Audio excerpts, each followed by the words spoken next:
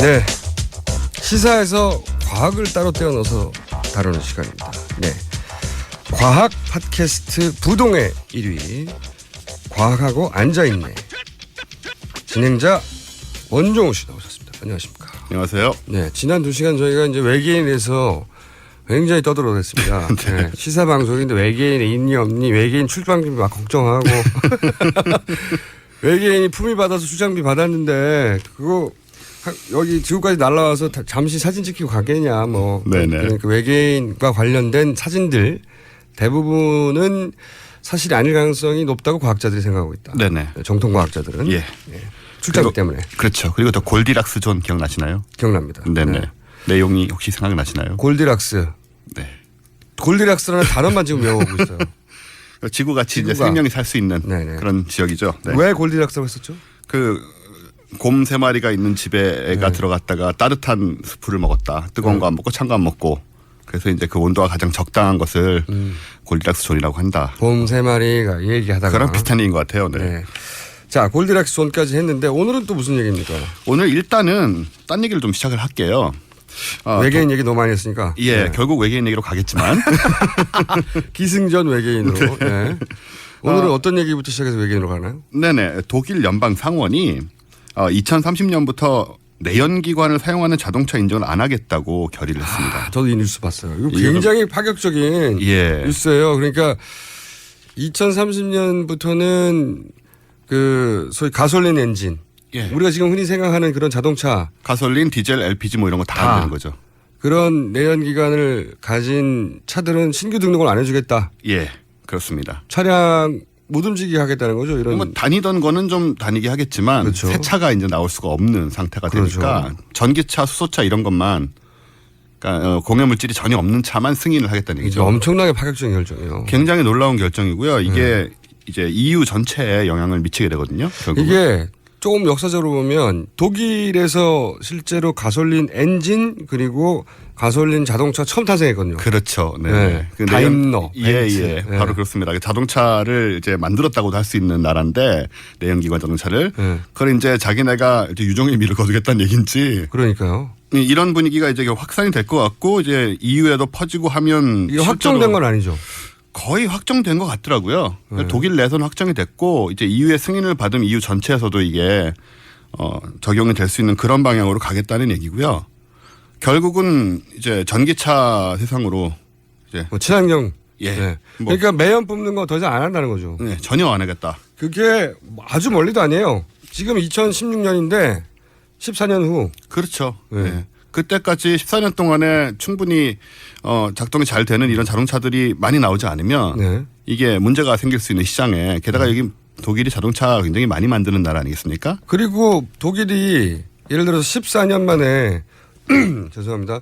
폐차를 하는 네.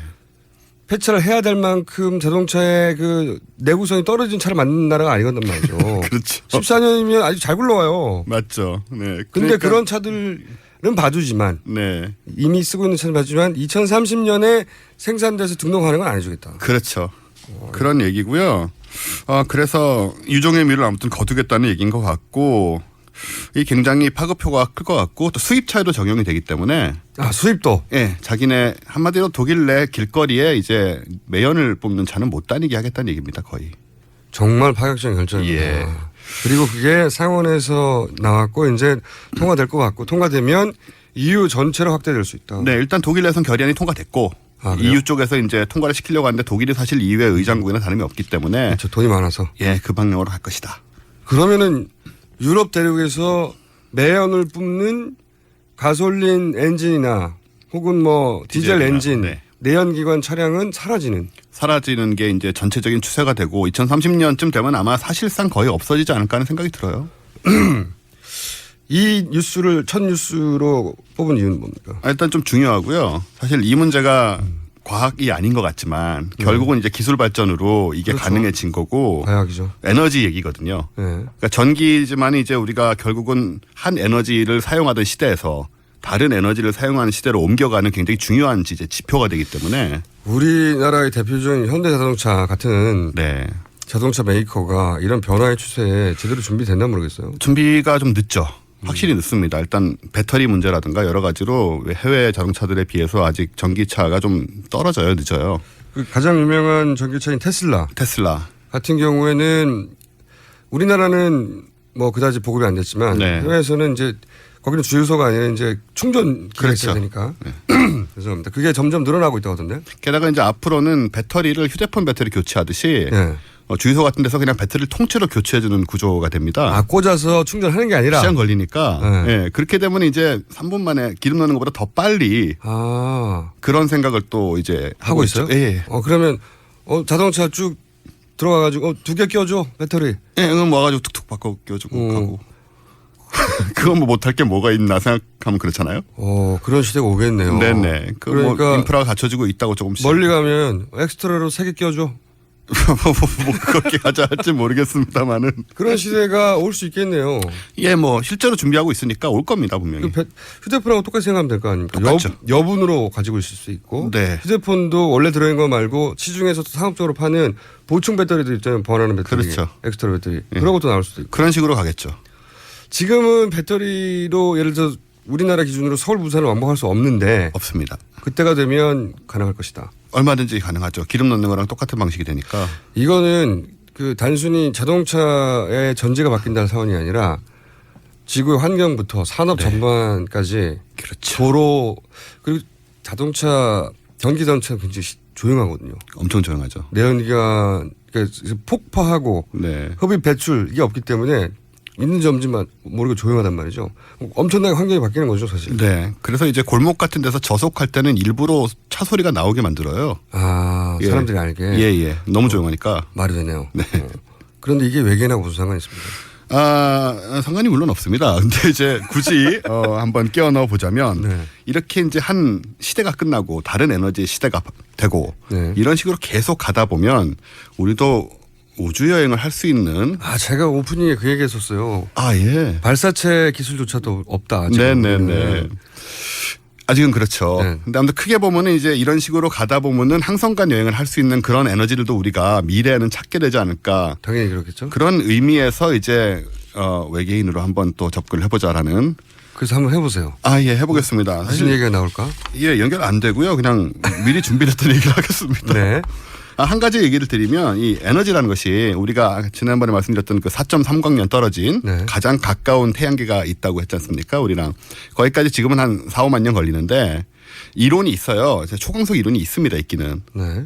그거를 사용하면 2주일이면 갈 수 있다라고. 그래요? 그럼 빛보다 빠를 수 없다고 하는 우리 아인슈타인 선생께서 하신 말씀이 예, 사실 그걸 우회하는 건데요. 네. 빛보다 빨리 갈 수는 없고 대신에 공간을 앞쪽의 공간을 축소하고 뒤쪽의 공간을 늘려가지고 그거는 그 SF 영화에 나오는 워프 뭐 이런 거 그겁니다. 그냥 워프입니다. 근데 그 방정식이 나왔어요.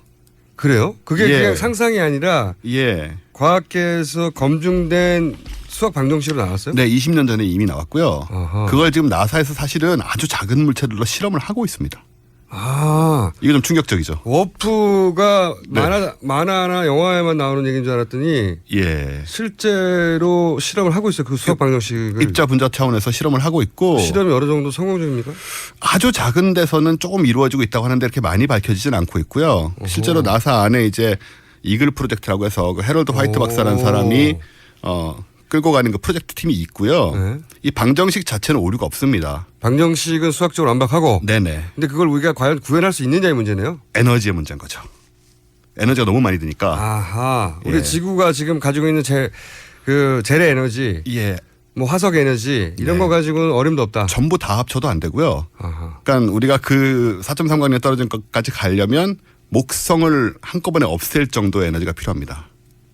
그 정도 방대한 에너지가 있어야 그 공간을 압축하고 그 공간을 2주 만에 통과하는. 네네. 하지만 이론적으로는 가능한데. 가능합니다. 그런데 이제 그만한 큰 힘을 우리가 지금 현재는 낼 수 없으니 아주 입자 단위에서. 그렇죠. 작은 단위에서 모의 실험을 하고 있고. 정말 되는지 이제 실험을 하고 있는 거고. 문제는 아무튼 이거를 실현시키려면 우리가 점점 이제 시대가 발전을 해서 어떤 강력한 에너지원을 찾아서 구현할 수 있는 그 단계에 도달을 해야 되는 거죠. 그러면은 우리가 초반에 얘기했던 그 출장비 얘기가 외계인 출장비 얘기가 외계인은 예를 들어서 그런 에너지원을 이미 찾았고 그래야 되는 거죠. 네, 찾았고 그래서 공간을 압축할 만한 기술을 가지고 있고 네. 그래서 야 이거 몇백만 년인데 어떻게 날아와 하는데 그게 아니라 2, 3주 만에 날아올 수 있다면 네. 출장비 문제는 사라지는 거 아닙니까? 외계인의? 뭐 그 에너지도 그 정도 쓰려면 또 돈은 들 것 같긴 하고요.